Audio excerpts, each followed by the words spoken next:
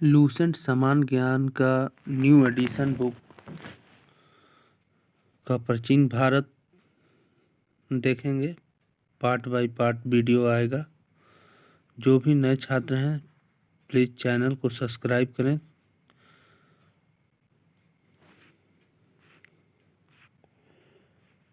इतिहास।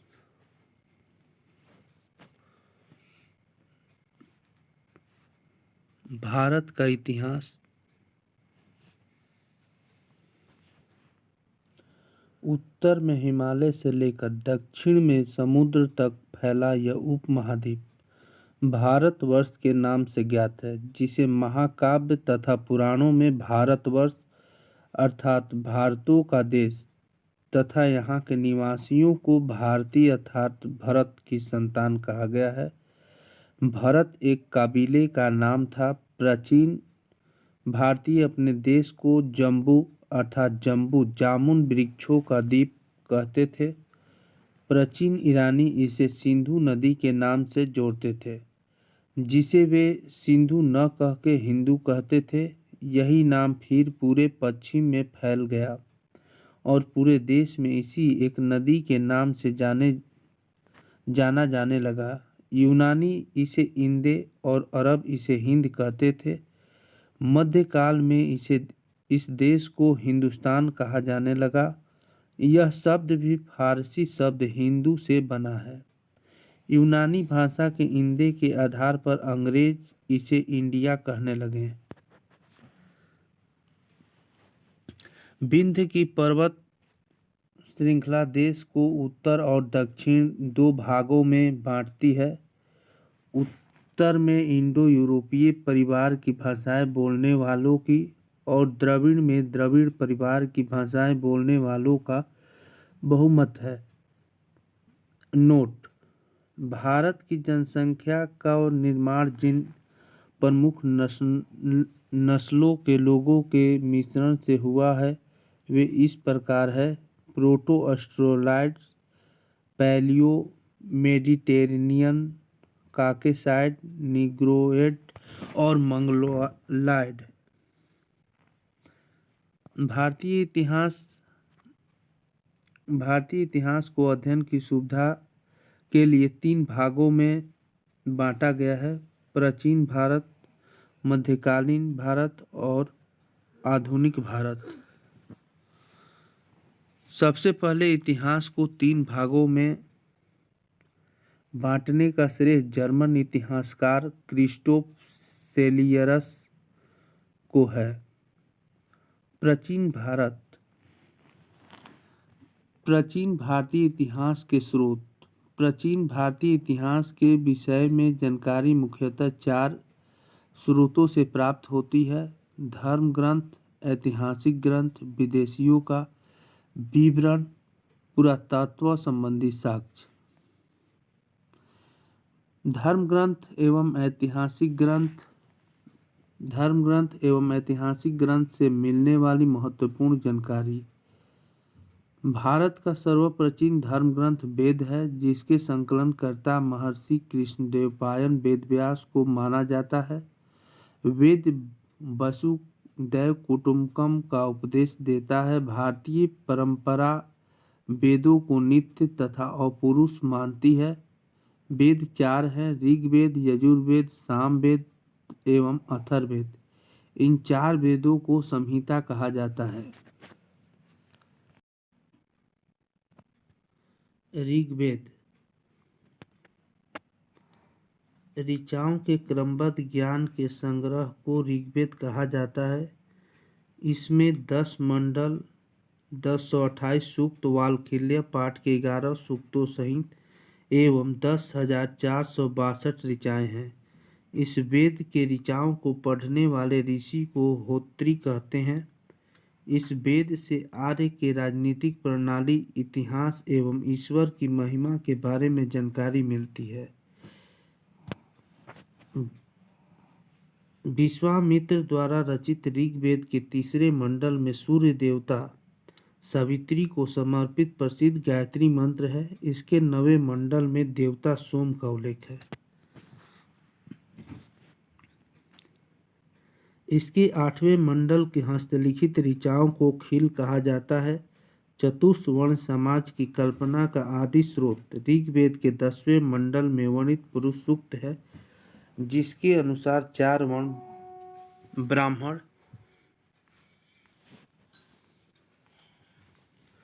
क्षत्रिय, वैश्य तथा शूद्र आदि पुरुष ब्रह्मा के क्रमशः मुख, भुजाओं, जंघाओं और चरणों से उत्पन्न हुए। धर्मसूत्र 4 प्रमुख जातियों की स्थितियों, व्यवसायों, दायित्वों, कर्तव्यों तथा विशेषाधिकारों में स्पष्ट विभेद करता है। ऋग्वेद के कई परिच्छेदों में प्रयुक्त अघन्य शब्द का संबंध गाय से है। ईसा पूर्व एवं ईस्वी। वर्तमान में प्रचलित ग्रेगोरियन कैलेंडर, ईसाई कैलेंडर, जूलियन कैलेंडर ईसाई धर्मगुरु ईसा मसीह के जन्म वर्ष कल्पित पर आधारित है। ईसा मसीह के जन्म के पहले के समय को BC बिफोर क्रिस्ट ईसा पूर्व कहा जाता है। ईसा पूर्व में वर्षों की गिनती उल्टी दिशा में होती है। जैसे महात्मा बुद्ध का जन्म 563 ईसा पूर्व में एवं मृत्यु 483 ईसा पूर्व में हुआ, यानी ईसा मसीह के जन्म के 563 वर्ष पूर्व महात्मा बुद्ध का जन्म एवं 483 वर्ष पूर्व मृत्यु हुई। ईसा मसीह की जन्म तिथि से आरंभ हुआ सन ईसवी सन कहलाता है। इसके लिए संक्षेप में ईसवी लिखा जाता है। ईसवी को लैटिन भाषा के शब्द एडी में भी लिखा जाता है। एडी यानी एनो डोमिनी, जिसका शब्द शाब्दिक अर्थ है in the year of Lord Jesus Christ. Vincent Arthur Smith ने प्राचीन भारत का पहला सुव्यवस्थित इतिहास अर्ली हिस्ट्री ऑफ इंडिया 1904 में तैयार किया। इस पुस्तक के 1/3 भाग में केवल सिकंदर का आक्रमण वर्णित है। इसमें भारत को स्वेच्छाचारी शासन वाला देश कहा गया, जिसे ब्रिटिश शासन की स्थापना से पहले कभी राजनीतिक एकता का अनुभव नहीं हुआ था।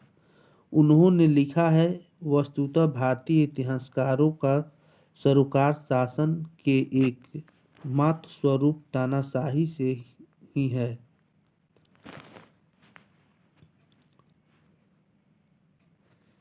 वामनावतार के 3 पगों का आख्यान प्राचीनतम स्रोत ऋग्वेद है। ऋग्वेद में इंद्र के लिए 250 तथा अग्नि के लिए 200 ऋचाओं की रचना की गई है। प्राचीन इतिहास के साधन के रूप में वैदिक साहित्य में ऋग्वेद के बाद शतपथ ब्राह्मण का स्थान है। यजुर्वेद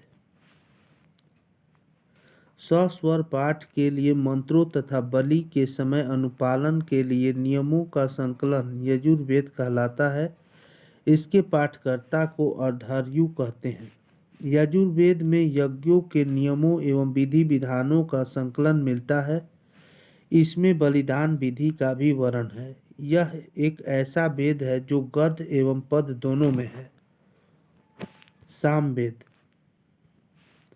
साम का शाब्दिक अर्थ है गान। इस वेद में मुख्यतः यज्ञों के अवसर पर गाए जाने वाले ऋचाओं मंत्रों का संकलन है। इसके पाठकर्ता को उद्धात्री कहते हैं। इसका संकलन ऋग्वेद पर आधारित है। इसमें 1810 सूक्त हैं जो प्रायः ऋग्वेद के लिए गए हैं। इसे भारतीय संगीत का जनक कहा जाता है। नोट: यजुर्वेद तथा सामवेद में किसी भी विशिष्ट ऐतिहासिक घटना का वर्णन नहीं मिलता है। अथर्ववेद अथर्व ऋषि द्वारा रचित इस वेद में कुल 731 मंत्र तथा लगभग 6000 पद हैं। इसके कुछ मंत्र ऋग्वैदिक मंत्रों से भी प्राचीनतर हैं। औषधों का उल्लेख सबसे पहले अथर्ववेद में मिलता है।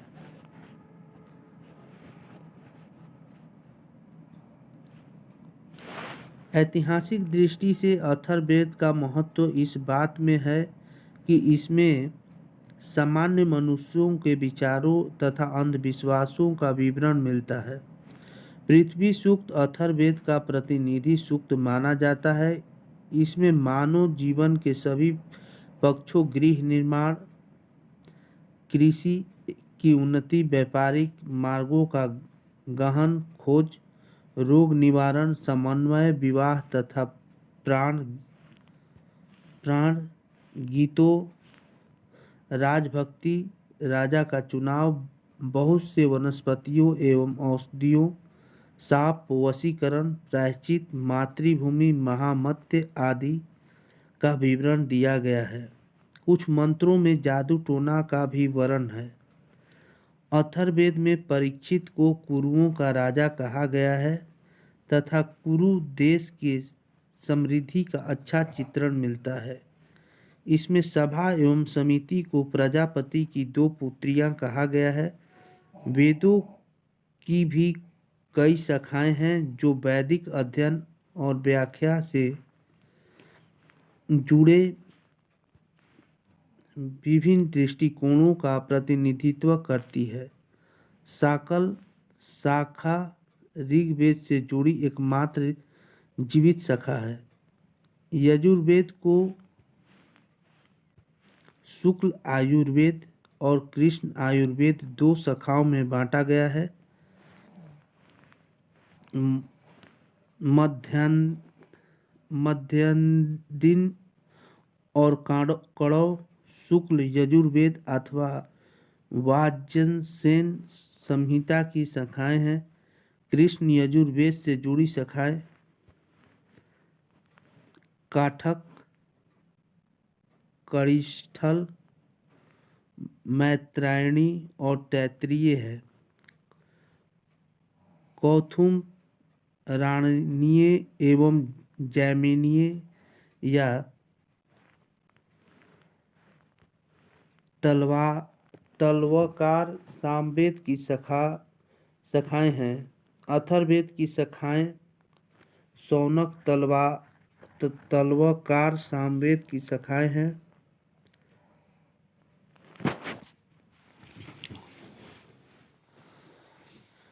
अथर्ववेद की शाखाएं शौनक और पैपलाद हैं। सबसे प्राचीन वेद ऋग्वेद एवं सबसे बाद का वेद अथर्ववेद। ब्राह्मण, अर्यक तथा उपनिषद। संहिता के पश्चात ब्राह्मणों, अर्यकों तथा उपनिषदों का स्थान है। इनसे उत्तर वैदिक कालीन समाज एवं संस्कृति के विषय में जानकारी प्राप्त होती है। ब्राह्मण ग्रंथ वैदिक संहिताओं की व्याख्या करने के लिए गद्य में लिखे गए हैं। प्रत्येक संहिता के लिए अलग अलग ब्राह्मण ग्रंथ हैं जिसे सारणी में दिया गया है। इन ब्राह्मण ग्रंथों से हमें परीक्षित के बाद और बिंबिसार के पूर्व की घटनाओं का ज्ञान प्राप्त होता है। ऐत्रेय में राज्याभिषेक के नियम एवं कुछ प्राचीन राजाओं के नाम दिए गए हैं। शतपथ में गंधार, शैल्य, कैकेय, कुरु, पंचाल, कौशल, विदेह आदि राजाओं का उल्लेख मिलता है। वैदिक साहित्य में ऋग्वेद के बाद शतपथ ब्राह्मण का स्थान है।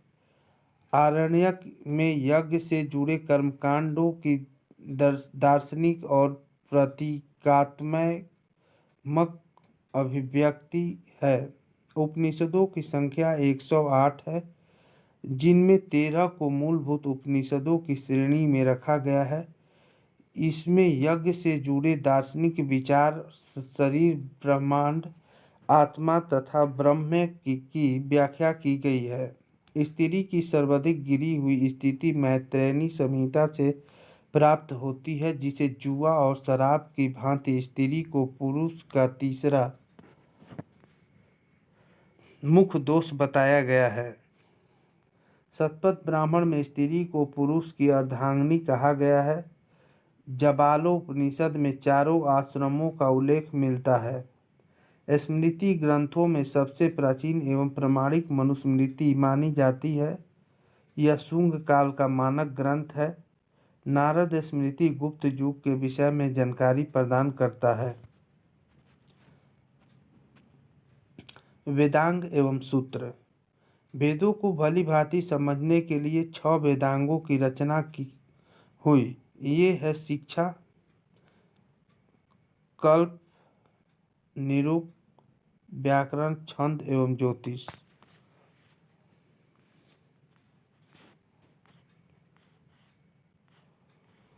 वैदिक साहित्य को अक्षुण्ण बनाए रखने के लिए सूत्र साहित्य का प्रणयन किया गया है। श्रौत, गृह तथा धर्मसूत्रों के अध्ययन से हमें यज्ञीय विधि विधानों, कर्मकांडों तथा राजनीति विधि एवं व्यवहार से संबंधित महत्वपूर्ण बातें ज्ञात करते हैं। प्रमुख सूत्रकारों में गौतम, बौधायन, आपस्तंभ, वशिष्ठ आदि के नाम विशेष रूप से उल्लेखनीय हैं।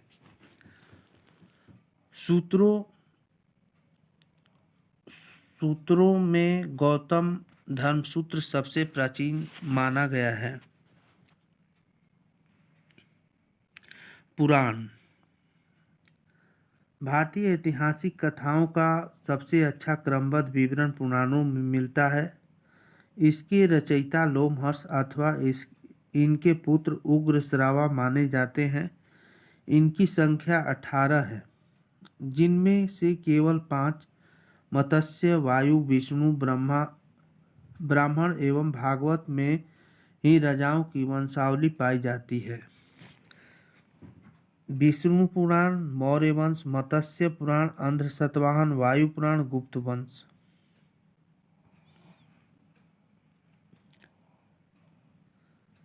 पुराणों में मत्स्य पुराण सबसे प्राचीन एवं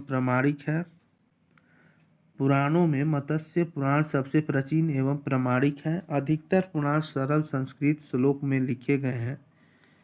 स्त्रियां तथा शूद्र जिन्हें वेद पढ़ने की अनुमति नहीं थी, वे भी पुराण सुन सकते थे। पुराणों का पाठ पुजारी मंदिरों में किया करते थे।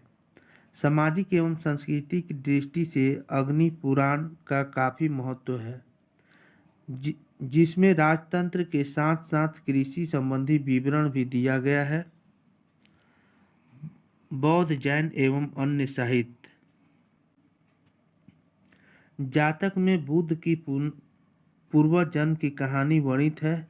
हीनयान का प्रमुख ग्रंथ कथा वस्तु है, जिसमें महात्मा बुद्ध का जीवन चरित्र अनेक कथानकों के साथ वर्णित है। जैन साहित्य को आगम कहा जाता है।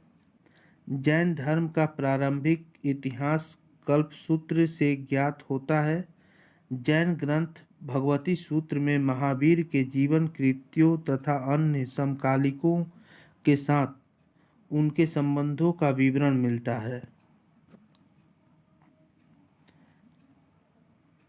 अर्थशास्त्र के लेखक चाणक्य, कौटिल्य या विष्णुगुप्त हैं। यह 15 अधिकरणों एवं 180 प्रकरणों में विभाजित है।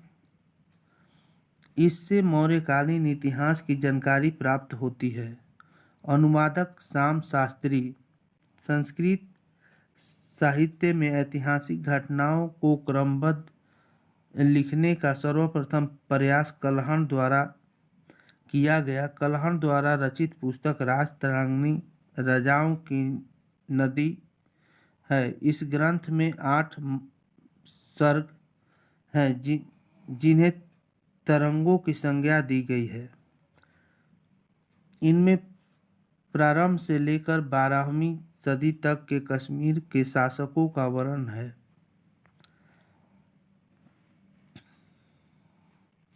अरबों की सिंध विजय का वृत्तांत चचनामा लेखक अली अहमद में सुरक्षित है।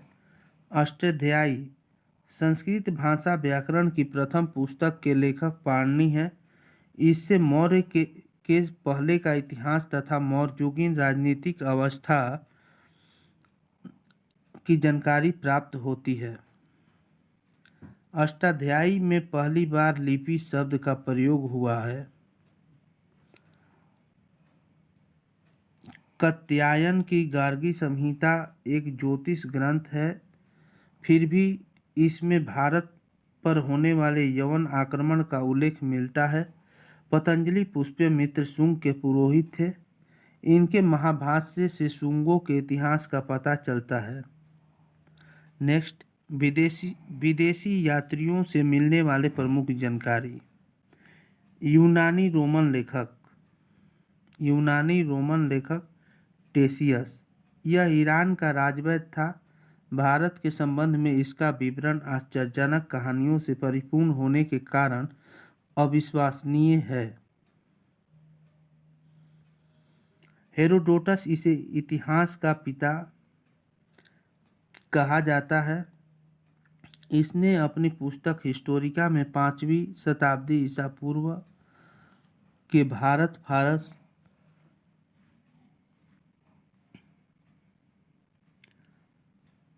के संबंध में वर्णन किया है, परंतु इसका विवरण भी अनुश्रुतियों एवं अफवाहों पर आधारित है। सिकंदर के साथ आने वाले लेखकों में निरियोकस, आनेसिक्रिटस तथा अरिस्टोबुलस के विवरण अधिक प्रामाणिक एवं विश्वसनीय हैं। मेगास्थनीज, यह सेल्यूकस निकेटर का राजदूत था जो चंद्रगुप्त मौर्य के दरबार में आया था। इसने अपनी पुस्तक इंडिका में मौर्ययुगीन समाज एवं संस्कृति के विषय में लिखा है। डाइमेकस, यह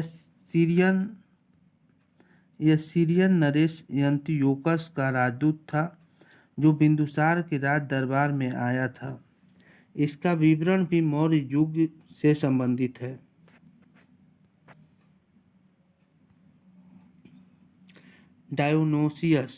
डायोनीसियस, यह मिस्र नरेश टॉलमी फिलेडेल्फस का राजदूत था जो अशोक के राज दरबार में आया था। टॉलमी, इसने 2री शताब्दी में भारत का भूगोल नामक पुस्तक लिखी।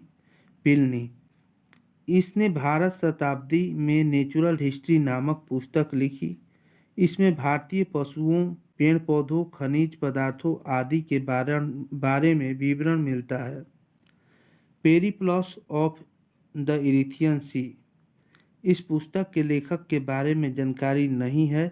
यह लेखक करीब 800 ईस्वी में हिंद महासागर की यात्रा पर आया था। इसने उस समय के भारत के बंदरगाहों तथा व्यापारिक वस्तुओं के बारे में जानकारी दी। चीनी लेखक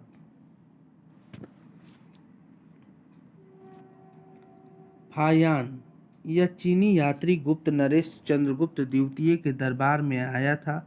इसने अपने विवरण में मध्य प्रदेश के समाज एवं संस्कृति के बारे में वर्णन किया है।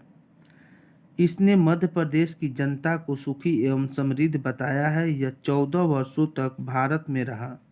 समयुगन, यह 518 ईस्वी में भारत आया। इसने अपने 3 वर्षों की यात्रा में बौद्ध धर्म की प्राप्तियां एकत्रित की। हेनसोंग, यह हर्षवर्धन के शासनकाल में भारत आया था। हेनसोंग 629 ईस्वी में चीन से भारतवर्ष के लिए प्रस्थान किया और लगभग 1 वर्ष की यात्रा के बाद सर्वप्रथम वो भारतीय राज्य कपीसा पहुंचा। भारत में 15 वर्षों तक ठहरकर 645 ईस्वी में चीन लौट गया। वह बिहार में नालंदा जिला स्थित नालंदा विश्वविद्यालय में अध्ययन करने तथा भारत से बौद्ध ग्रंथों को एकत्र कर ले जाने के लिए आया था। इसका भ्रमण वृत्तांत सिजुकी नाम से प्रसिद्ध है जिसमें 138 देशों का विवरण मिलता है। इसने हर्षकालीन समाज, धर्म तथा राजनीति के बारे में वर्णन किया है। इसके अनुसार सिंध का राजा शूद्र था। हेनसोंग ने बुद्ध की प्रतिमा के साथ साथ सूर्य और शिव की प्रतिमाओं का भी पूजन किया था। हेनसोंग के अध्ययन के समय नालंदा विश्वविद्यालय के कुलपति आचार्य शीलभद्र थे। यह विश्वविद्यालय बौद्ध दर्शन के लिए प्रसिद्ध था। इति संग यह 7वीं शताब्दी के अंत में भारत आया। इसने अपने विवरण में नालंदा विश्वविद्यालय, विक्रमशिला विश्वविद्यालय तथा अपने समय में भारत का वर्णन किया। अरबी लेखक अल-बरूनी, यह महमूद गजनवी के साथ भारत आया था। अल-बरूनी ख्वारिज्म या खीव आधुनिक तुर्कमेनिस्तान का रहने वाला था। अरबी में लिखी गई उसकी कृति किताब उल हिंद या तहकीक ए हिंद भारत की खोज आज भी इतिहासकारों के लिए एक महत्वपूर्ण स्रोत है। यह एक विस्तृत ग्रंथ है जो धर्म और दर्शन, त्योहारों, खगोल विज्ञान, कीमिया, रीति रिवाजों तथा प्रथाओं, सामाजिक जीवन, भारतौल तथा मापन विधियों, मूर्तिकला, कानून, मापतंत्र, विज्ञान आदि विषयों के आधार पर 80 अध्यायों में विभाजित है। इसमें राजपूतकालीन समाज, धर्म, रीति रिवाज, राजनीतिक आदि पर सुंदर प्रकाश डाला है।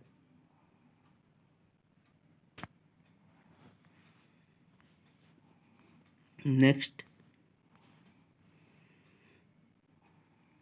इब्न बतूता, इसके द्वारा अरबी भाषा में लिखा गया उसका यात्रा वृत्तांत, जिसे रेहला कहा जाता है, 14वीं शताब्दी में भारतीय उपमहाद्वीप के सामाजिक तथा सांस्कृतिक जीवन के विषय में बहुत ही प्रचुर तथा सबसे रोचक जानकारियां देता है। 1333 में दिल्ली पहुंचने पर इसकी विद्वता से प्रभावित होकर सुल्तान मोहम्मद बिन तुगलक ने उसे दिल्ली का काजी या न्यायाधीश नियुक्त किया। अन्य लेखक तारानाथ, यह एक तिब्बती लेखक था। इसने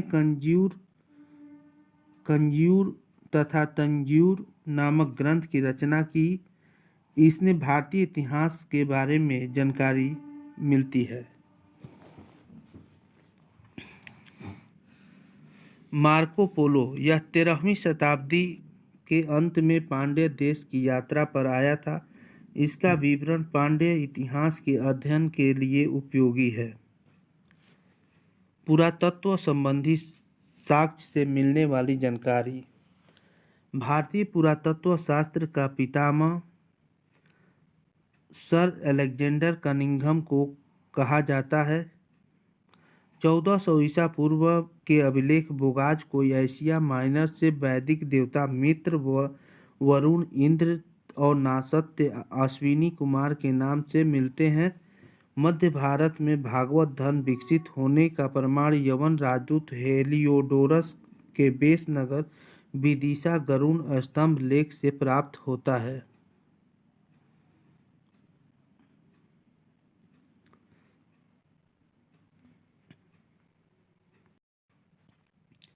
सर्वप्रथम भारतवर्ष का जिक्र हाथी गुफा अभिलेख में है।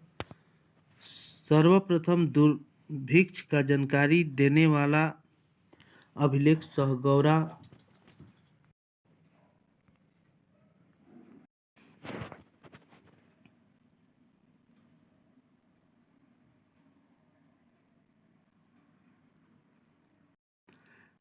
सर्वप्रथम दुर्भिक्ष का जानकारी देने वाला अभिलेख सहगौरा अभिलेख है।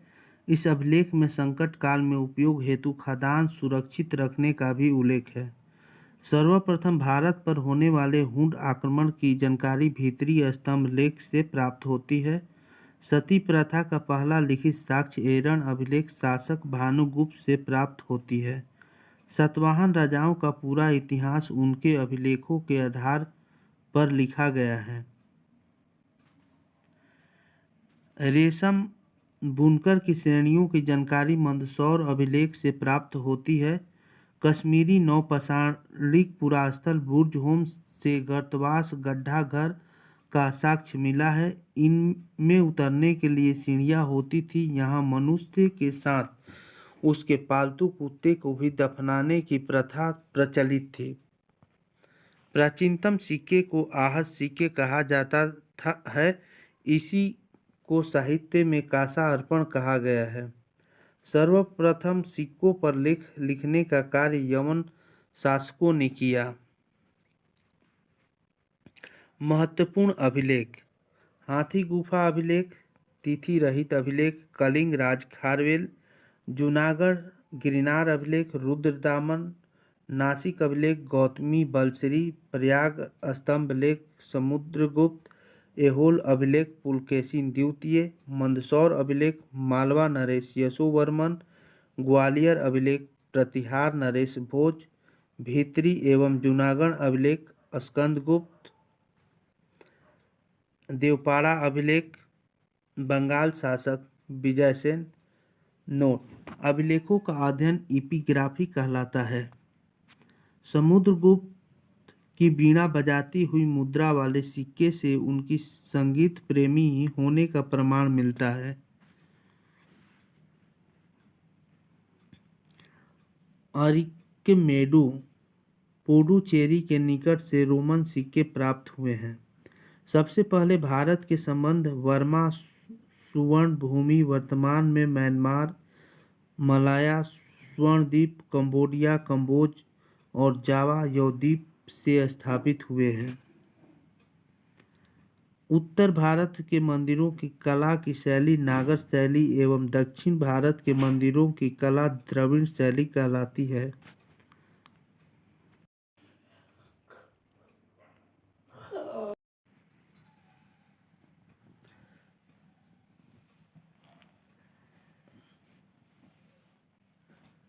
दक्षिणापथ के मंदिरों के निर्माण में नागर और द्रविड़ दोनों शैलियों का प्रभाव पड़ा, अतः यह बेसर शैली कहलाती है। पंचायतन शब्द मंदिर रचना शैली से संबंधित है। एक हिंदू मंदिर तब पंचायन शैली कहलाता है जब मुख्य मंदिर चार सहायक मंदिरों से घिरा होता है।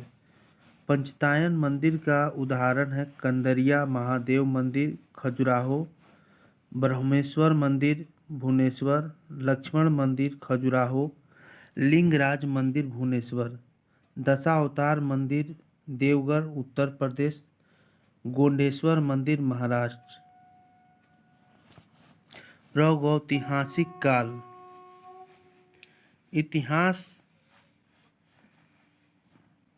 इतिहास का विभाजन प्रागैतिहास, अत इतिहास व इतिहास तीन भागों में किया गया है। जिस काल में मनुष्य ने घटनाओं का कोई लिखित विवरण उद्धृत नहीं किया उसे प्रागैतिहासिक काल कहते हैं। अर्ध ऐतिहासिक काल उस काल को कहते हैं जिस काल में लेखन कला के प्रचलन के बाद उपलब्ध लेख पढ़े नहीं जा सके। मानव विकास के उस काल को इतिहास कहा जाता है जिसका विवरण लिखित रूप से उपलब्ध है। ज्ञानी मानव होमो सेपियंस का प्रवेश इस धरती पर आज से लगभग 30 या 40 हजार वर्ष पूर्व हुआ।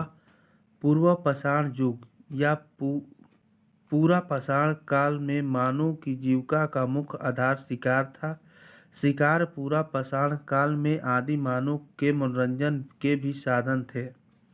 आग का आविष्कार पूरा पाषाण काल में एवं पहिए का नवपाषाण में हुआ। मनुष्य में अस्थायी निवास की प्रवृत्ति नवपाषाण काल में हुई तथा उसने सबसे पहले कुत्ते को पालतू बनाया। मनुष्य ने सर्वप्रथम तांबा धातु का प्रयोग किया तथा उसके द्वारा बनाया जाने वाला प्रथम औजार कुल्हाड़ी प्राप्ति स्थल अत्तिरंपक्कम था। कृषि का आविष्कार नवपाषाण काल में हुआ। प्रागैतिहासिक अन्न उत्पादक स्थल मेहरगढ़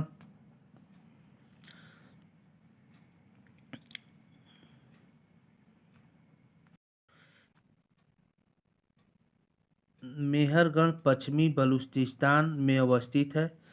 कृषि के लिए अपनाई गई सबसे प्राचीन फसल गेहूं, पहली फसल एवं जौ थी, लेकिन मानव द्वारा सर्वप्रथम प्रयुक्त अनाज चावल था। कृषि का प्रथम उदाहरण मेहरगढ़ से प्राप्त हुआ है। कोल्डिहवा का संबंध चावल के प्राचीनतम साक्ष्य से है। भारत में पूर्व प्रस्तर युग के अधिकांश औजार स्फटिक पत्थर के बने थे। रॉबर्ट ब्रूस फुट पहले व्यक्ति थे जिन्होंने 1863 में भारत में पुरापाषाणकालीन औजारों की खोज की। पलवारम नामक स्थान पर प्रथम भारतीय पुरापाषाण कलाकृति की खोज हुई थी। भारत में मध्यपाषाण काल के विषय में जानकारी सर्वप्रथम 1867 ईस्वी में हुई, जब C.L. कार्लाइल ने विंध्य क्षेत्र में लघु पाषाणोपकरण खोज निकाले। भारत में मानव अस्थिपंजर मध्यपाषाण काल से ही सर्वप्रथम प्राप्त होने लगता है। भारत में नवपाषाणकालीन सभ्यता का प्रारंभ ईसा पूर्व 4000 के लगभग हुआ। नेक्स्ट, भारत का सबसे प्राचीन नगर मोहनजोदड़ो था, सिंधी भाषा में, जिसका अर्थ है मृतकों का टीला। असम का श्वेतभ्रू गिबन भारत में पाया जाने वाला एकमात्र मानव कपि है। इनाम गांव ताम्रपाषाण युग की एक बड़ी बस्ती थी। इसका संबंध जरवे संस्कृति से है। भारत में शिवालक की पहाड़ी से जीवाश्म का प्रमाण मिलता है।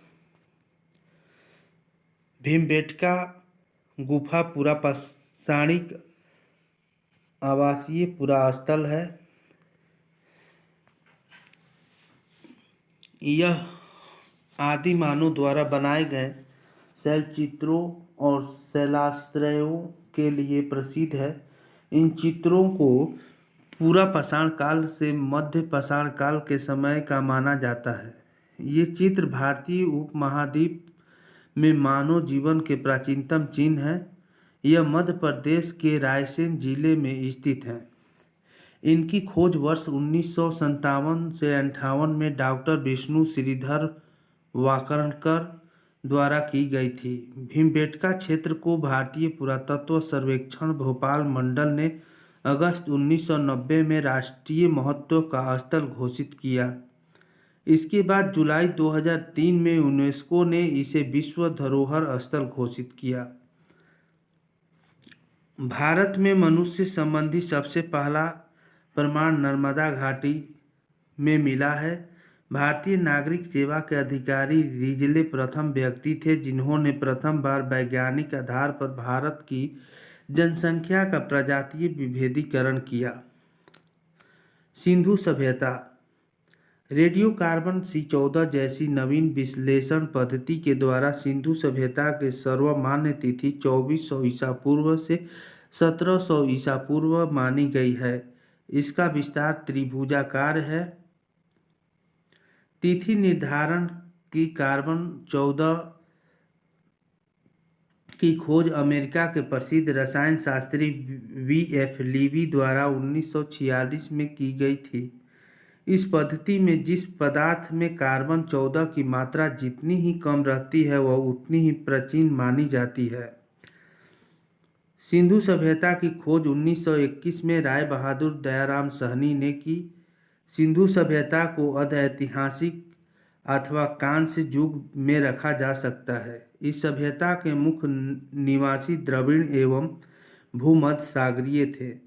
सर जॉन मार्शल भारतीय पुरातत्व सर्वेक्षण विभाग के तत्कालीन महानिदेशक ने 1924 ईस्वी में सिंधु घाटी सभ्यता नामक एक उन्नत नगरीय सभ्यता पाए जाने की विधिवत घोषणा की। सिंधु सभ्यता के सर्वाधिक पश्चिमी पुरास्थल दाशक नदी के किनारे स्थित सुतका गैंडोर बलूचिस्तान, पूर्वी पुरास्थल हिंडन नदी के किनारे आलमगीरपुर जिला मेरठ उत्तर प्रदेश, उत्तरी पुरास्थल चिनाब नदी के तट पर अखनूर के निकट मांदा जम्मू कश्मीर एवं दक्षिणी पुरास्थल गोदावरी नदी के तट पर दैमाबाद जिला अहमदनगर महाराष्ट्र। सिंधु सभ्यता या सैंध सभ्यता नगरीय सभ्यता थी। सैंधव सभ्यता से प्राप्त परिपक्व अवस्था वाले स्थलों में केवल 6 को ही बड़े नगर की संज्ञा दी गई है। ये है मोहनजोदड़ो, हड़प्पा, गढ़वारीवाला, राखीगढ़ी, धौलावीरा, कालीबंगन।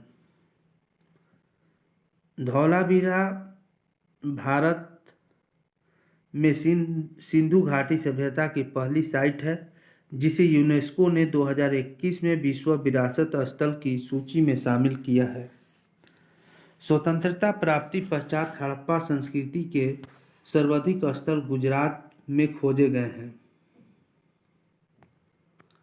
सिंधु घाटी सभ्यता का सबसे बड़ा स्थल मोहनजोदड़ो है, जबकि भारत में इसका सबसे बड़ा राखीगढ़ी घग्गर नदी है जो हरियाणा के हिसार जिला में स्थित है। इसका खोज 1963 ईस्वी में सूरजभान ने की।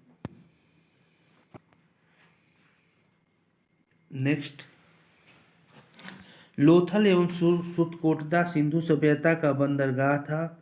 जूते हुए खेत और नक्काशीदार ईंटों का प्रयोग का साक्ष्य कालीबंगन से प्राप्त हुआ है। मोहनजोदड़ो से प्राप्त स्नानागार संभवतः सैंधव सभ्यता की सबसे बड़ी इमारत है, जिसके मध्य स्थित स्नान कुंड 11.88 मीटर लंबा, 7.01 मीटर चौड़ा एवं 2.43 मीटर गहरा है। अग्निकुंड लोथल एवं कालीबंगन से प्राप्त हुए हैं। मोहनजोदड़ो से प्राप्त एक सील पर 3 मुख वाले देवता पशुपतिनाथ की मूर्ति मिली है। उनके चारों ओर हाथी, गेंडा, चीता एवं भैंसा विराजमान है। मोहनजोदड़ो से नर्तकी की एक कांस्य मूर्ति मिली है। हड़प्पा की मोहरों पर सबसे अधिक एक श्रृंगी पशु का अंकन मिलता है। यहाँ से प्राप्त एक आयताकार मोहर में स्त्री के गर्भ से निकलता पौधा दिखाया गया है। मनके बनाने के कारखाने लोथल एवं चुनहुदड़ो में मिले हैं। सिंधु सभ्यता की लिपि भाव चित्रात्मक है। यह लिपि दाईं से बाईं ओर लिखी जाती थी। जब अभिलेख एक से अधिक पंक्तियों का होता था तो पहली पंक्ति दाईं से बाईं और दूसरी पंक्ति दाईं से दाईं ओर लिखी जाती थी। लेखन कला की उचित प्रणाली विकसित करने वाली पहली सभ्यता सुमेरिया की सभ्यता थी। सिंधु सभ्यता के लोगों ने नगरों तथा घरों के विन्यास के लिए ग्रिड पद्धति अपनाई। घरों के दरवाजे और खिड़कियां सड़क की ओर न खुलकर पिछवाड़े की ओर खुलते थे। केवल लोथल नगर के घरों के दरवाजे मुख्य सड़क की ओर खुलते थे।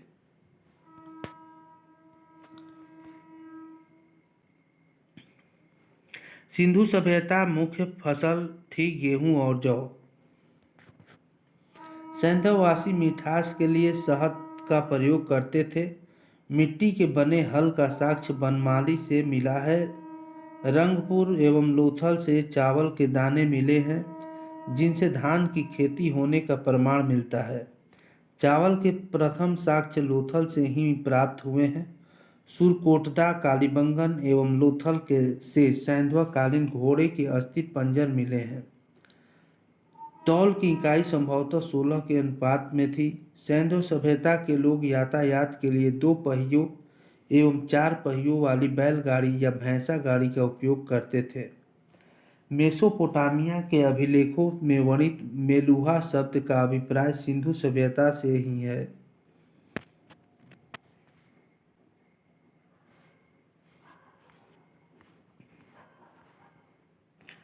संभवतः हड़प्पा संस्कृति का शासन वणिक वर्ग के हाथों में था। पिगट ने हड़प्पा एवं मोहनजोदड़ो को एक विस्तृत साम्राज्य की जुड़वा राजधानी कहा है।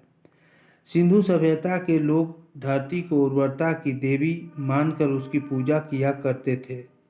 वृक्ष पूजा एवं शिव पूजा के प्रचलन के साक्ष्य भी सिंधु सभ्यता से मिलते हैं।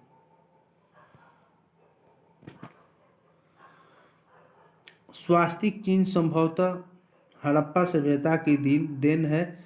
इस चिन्ह से सूर्योपासना का अनुमान लगाया जाता है। सिंधु घाटी के नगरों में किसी भी मंदिर के अवशेष नहीं मिले हैं। सिंधु सभ्यता में मातृ देवी की उपासना सर्वाधिक प्रचलित थी। पशुओं में कुब्बड़ वाला सांड इस सभ्यता के लोगों के लिए विशेष पूजनीय था। स्त्री मृत मूर्तियां, मिट्टी की मूर्तियां अधिक मिलने से ऐसा अनुमान लगाया जाता है कि सैंधव समाज मातृसत्तात्मक था। सैंधववासी सूती एवं ऊनी वस्त्रों का प्रयोग करते थे। मनोरंजन के लिए सैंधववासी मछली पकड़ना, शिकार करना, पशु पक्षियों को आपस में लड़ाना, चौपड़ और पासा खेलना आदि साधनों का प्रयोग करते थे। सिंधु सभ्यता के लोग काले रंग से डिजाइन किए हुए लाल मिट्टी के बर्तन बनाते थे।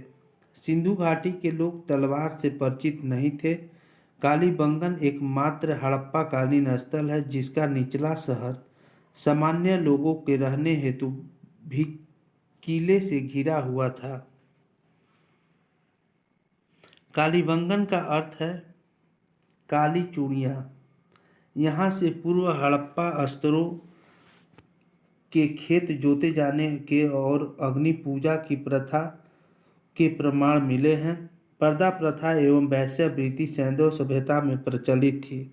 शवों को जलाने एवं गाड़ने यानी दोनों प्रथाएं प्रचलित थी। हड़प्पा में शवों को दफनाने जबकि मोहनजोदड़ो में जलाने की प्रथा विद्यमान थी। लोथल एवं कालीबंगा में युगम समाधियां मिली हैं।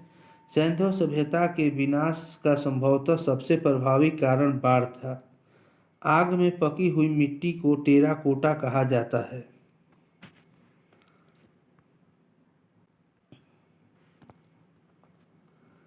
हड़प्पा, रावी, मोहनजोदड़ो सिंध, चुनहुदड़ो सिंध, कालीबंगन घग्गर, कोटजी सिंधु, रंगपुर मादर, रोपण सतलज, लोथल भोगवा, आलमगीरपुर हिंडन, सुतका गेंडोर, दशक, बनमाली, रंगोई, धौलावीरा, लूनी, सोतका, सादिकौर।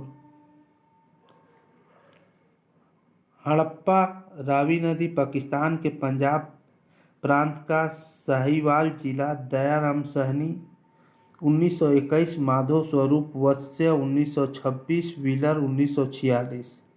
मोहनजोदड़ो सिंधु पाकिस्तान के सिंध प्रांत का लारकाना जिला, राखल दास बनर्जी 1922, मैके 1927, व्हीलर 1930।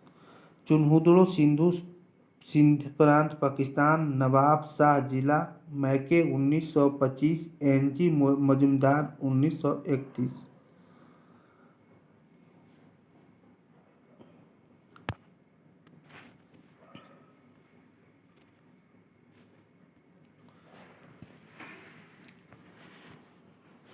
लोथल एवं सुरकोटा सिंधु सभ्यता का बंदरगाह था। जुते हुए खेत और नक्शीदार ईंटों के प्रयोग का साक्ष्य कालीबंगन से प्राप्त हुआ है। मोहनजोदड़ो से प्राप्त स्नानागार संभवतः सैंधव सभ्यता की सबसे बड़ी इमारत है, जिसके मध्य स्थित स्नान कुंड 11.88 मीटर लंबा, 7.01 मीटर चौड़ा एवं 2.43 मीटर गहरा। अग्निकुंड लोथल एवं कालीबंगन से प्राप्त हुए हैं। मोहनजोदड़ो से प्राप्त एक सील पर 3 मुख वाले देवता पशुपति नाथ की मूर्ति मिली है। उनके चारों ओर हाथी, गैंडा, चीता एवं भैंसा विराजमान है। मोहनजोदड़ो से नर्तकी की एक कांस्य मूर्ति मिली है। हड़प्पा की मोहरों पर सबसे अधिक श्रृंगी पशु का अंकन मिलता है। यहाँ से प्राप्त एक आयताकार मुहर में स्त्री के गर्भ से निकलता पौधा दिखाया गया है। मनके बनाने के कारखाने लोथल एवं चुनहुदड़ों से में मिले हैं।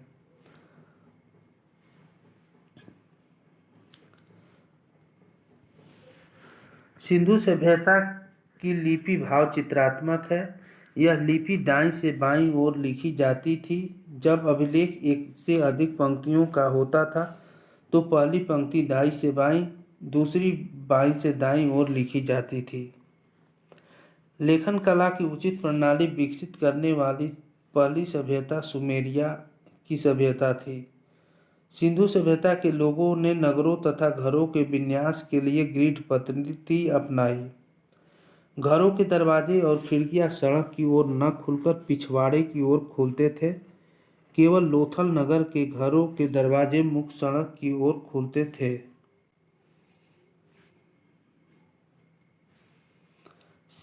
सिंधु सभ्यता के मुख्य फसल थी गेहूं और जौ।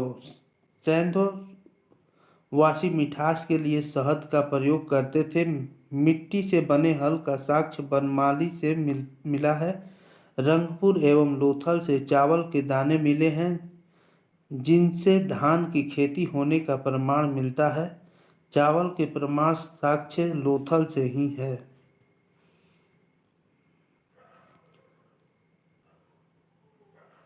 सुरकोटिया कालीबंगन एवं लोथल से सैंधवकालीन घोड़े के अस्थि पंजर मिले हैं। तौल की इकाई 16 के अनुपात में थी। सैंधव सभ्यता के लोग यातायात के लिए 2 पहियों या 4 पहियों वाली बैलगाड़ी या भैंसा गाड़ी का उपयोग करते थे। मेसोपोटामिया के अभिलेखों में वर्णित मेलुहा शब्द का अभिप्राय सिंधु सभ्यता की है।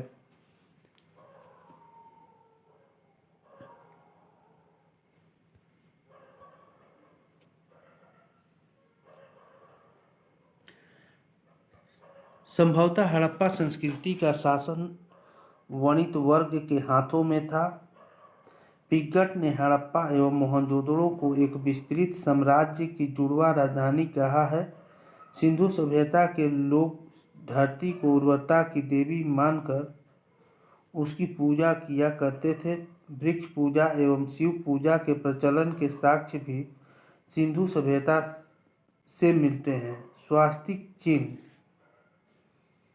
संभवतः हड़प्पा सभ्यता की देन है। इस चिन्ह सूर्योपासना का अनुमान लगाया जाता है। सिंधु घाटी के नगरों में किसी भी मंदिर के अवशेष नहीं मिले हैं।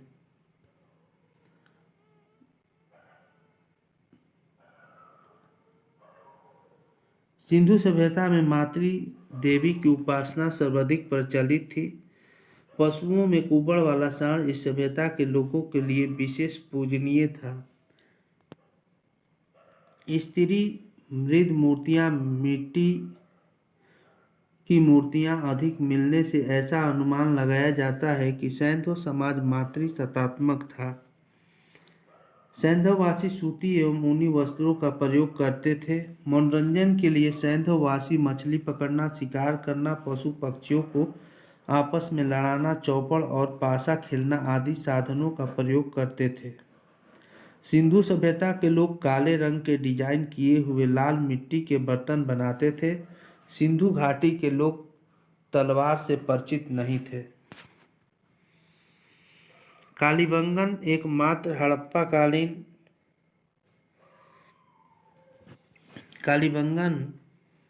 एकमात्र हड़प्पाकालीन स्थल था जिसका निचला शहर सामान्य लोगों के रहने हेतु भी किले से घिरा हुआ था। कालीबंगन का अर्थ है काली चूड़ियाँ।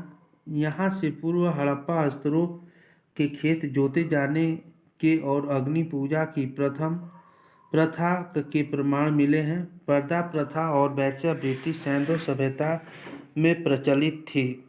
शवों को जलाने एवं गाड़ने यानी दोनों प्रथाएं प्रचलित थी। हड़प्पा में शवों को दफनाने जबकि मोहनजोदड़ो में जलाने की प्रथा विद्यमान थी।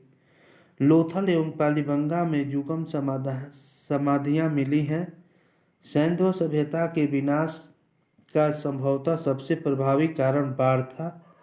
आग में पकी हुई मिट्टी को टेराकोटा कहा जाता है। हड़प्पा, रावी, मोहनजोदड़ो सिंधु, चुन्होदड़ो सिंधु, कालीबंगन, घग्गर, कोटजी सिंधु, रंगपुर, मादर, रोपण, सतलज, लोथल, भोगवा, आलमगीरपुर, हिंडन, सूतका, गेंडोर, दशक, बनमाली, रंगोई, धौलावीरा, लूनी, सूतका, सादिकौर। वैदिक सभ्यता। वैदिक काल का विभाजन दो भागों ऋग वैदिक काल 1500 से 1000 ईसा पूर्व और उत्तर वैदिक काल 1000 से 600 ईसा पूर्व में किया गया है। आर्य सर्वप्रथम पंजाब एवं अफगानिस्तान में बसे। मैक्समुलर ने आर्यों का मूल निवास स्थान मध्य एशिया को माना है। आर्यों द्वारा निर्मित सभ्यता वैदिक सभ्यता कहलाई। यह एक ग्रामीण सभ्यता थी। आर्यों की भाषा संस्कृत थी। आर्य शब्द भाषा समूह को इंगित करता है। आर्यों के प्रशासनिक इकाई आरोही क्रम से इन 5 भागों में बांटा था। कुल ग्राम 20 जन राष्ट्र। ग्राम के मुखिया ग्रामणी, 20 का प्रधान 20 पति एवं जन के शासक राजन कहलाते थे। राज्याधिकारियों में पुरोहित एवं सेनानी प्रमुख थे।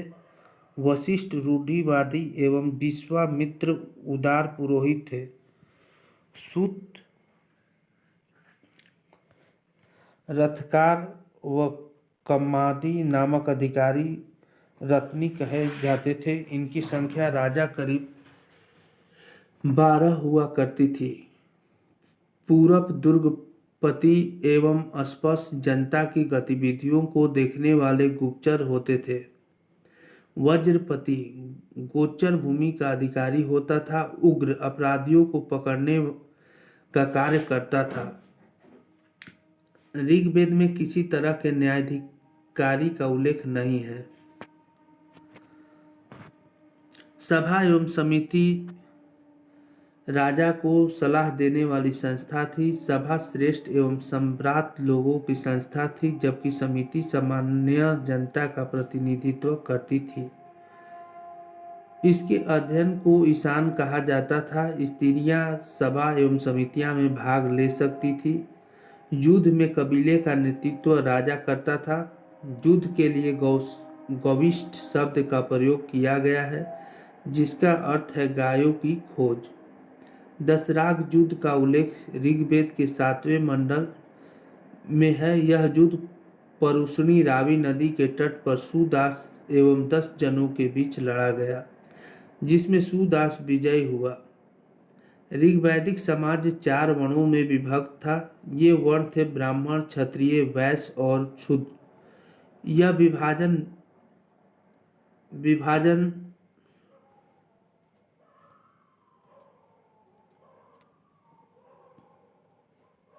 व्यवसाय पर आधारित था।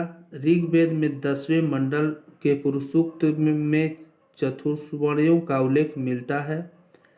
इसमें कहा गया है कि ब्राह्मण परम पुरुष के मुख से, क्षत्रिय उनकी भुजाओं से, वैश्य उनकी जंघाओं से एवं शूद्र उनके पैरों से उत्पन्न हुए हैं। आर्यों का समाज पितृ प्रधान था। समाज की सबसे छोटी इकाई परिवार या कुल थी, जिसका मुखिया पिता होता था, जिसे कुलप कहा जाता था। स्त्रियां इस काल में अपने पति के साथ यज्ञ कार्य में भाग लेती थी। बाल विवाह एवं पर्दा प्रथा का प्रचलन नहीं था। विधवा अपने मृतक पति के छोटे भाई देवर से विवाह कर सकती थी। स्त्रियां शिक्षा ग्रहण करती थी। ऋग्वेद में लोपामुद्रा, घोषा, सिक्ता, आपला एवं विश्वास जैसी विदुषी स्त्रियों का वर्णन है। गार्गी ने याज्ञवल्क्य को वाद विवाद की चुनौती दी थी। जीवन भर अविवाहित रहने वाली महिलाओं को अमाजु कहा जाता था। जीविकापार्जन के लिए वेद वेदांग पढ़ने वाला अध्यापक उपाध्याय कहलाता था।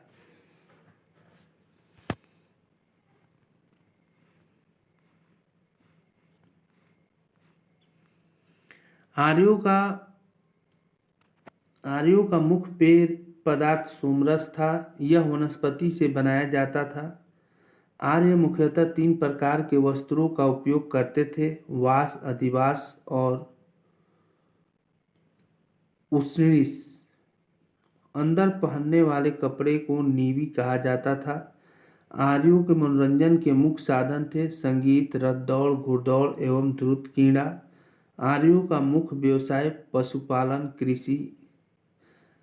महर्षि कणाद को भारतीय परमाणुवाद का जनक कहा गया है। गाय को अघन्य न मारे जाने योग्य पशु की श्रेणी में रखा गया था। गाय की हत्या करने वाले या उसे घायल करने वाले को के लिए वेदों में मृत्युदंड अथवा देश से निकाले जाने की व्यवस्था की गई है। आर्यों का प्रिय पशु घोड़ा एवं सर्वाधिक प्रिय देवता इंद्र थे। आर्यों द्वारा खोजी गई धातु लोहा थी, जिसे श्याम अयस कहा जाता था। तांबे को लोहित अयस कहा जाता था। भारतीयों को लोहे का ज्ञान ईसा पूर्व 8वीं सदी में प्राप्त हुआ। व्यापार हेतु दूर दूर तक जाने वाले व्यक्ति को वणिक कहते थे। लेन देन में वस्तु विनिमय की प्रणाली प्रचलित थी। ऋण देकर ब्याज लेने वाले को वेकनौट सूदखोर कहा जाता था। मनुष्य एवं देवता के बीच मध्यस्थ की भूमिका निभाने वाले देवता के रूप में अग्नि की पूजा की जाती थी। ऋग्वेद में उल्लेखित नदियों में सरस्वती सबसे पवित्र मानी जाती थी।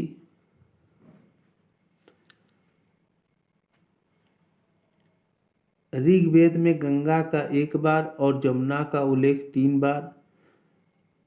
इसमें सिंधु नदी का उल्लेख सर्वाधिक बार हुआ है। उत्तर वैदिक काल में इंद्र के स्थान पर प्रजापति सर्वाधिक प्रिय देवता हो गए थे। विष्णु के 3 पगों की कल्पना का विकास उत्तर वैदिक काल में ही हुआ। उत्तर वैदिक काल में राजा के राज्याभिषेक के समय राजसूय यज्ञ का अनुष्ठान किया गया था।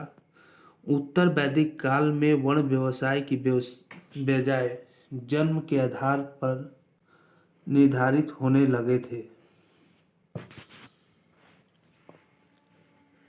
इंद्र युद्ध का नेता एवं वर्षा का देवता, अग्नि देवता एवं मनुष्य के बीच मध्यस्थ, वरुण पृथ्वी एवं सूर्य के निर्माता, समुद्र का देवता, विश्व के विनायक व शासक, सत्य का प्रतीक, ऋतु परिवर्तन व दिन रात का कर्ता, धौ आकाश का देवता, सबसे प्राचीन, सोम वनस्पति देवता, उषा प्रगति एवं उत्थान देवता, अश्विनी विपत्तियों को हरने वाला देवता, पूषण पशुओं का देवता, विष्णु विश्व के संरक्षण का पालन करता, मरुत आंधी तूफान का देवता। उत्तर वैदिक काल में हल को शिरा व हल रेखा को सीता कहा जाता था। उत्तर वैदिक काल में निष्क और शतमान मुद्रा की इकाइयाँ थी। सिक्कों के चलन का कोई प्रमाण नहीं मिलता है। सांख्य दर्शन भारत के सभी दर्शनों में सबसे प्राचीन है। इसके अनुसार मूल तत्व 25 है, जिनमें प्रकृति पहला तत्व है।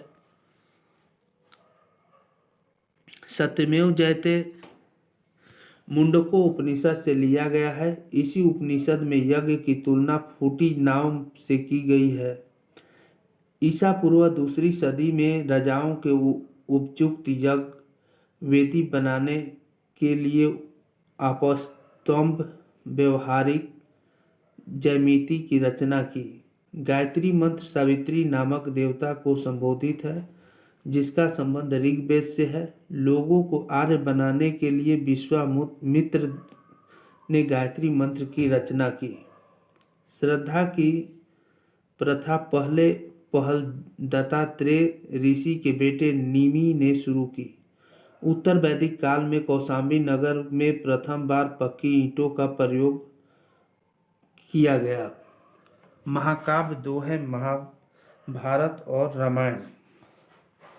महाभारत का पुराना नाम जय संहिता।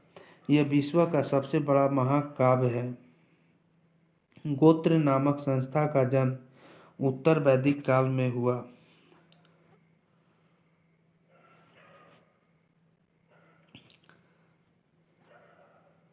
वेदांत दर्शन के मौलिक ग्रंथ ब्रह्मसूत्र या वेदांत सूत्र की रचना बदरायण ने की थी।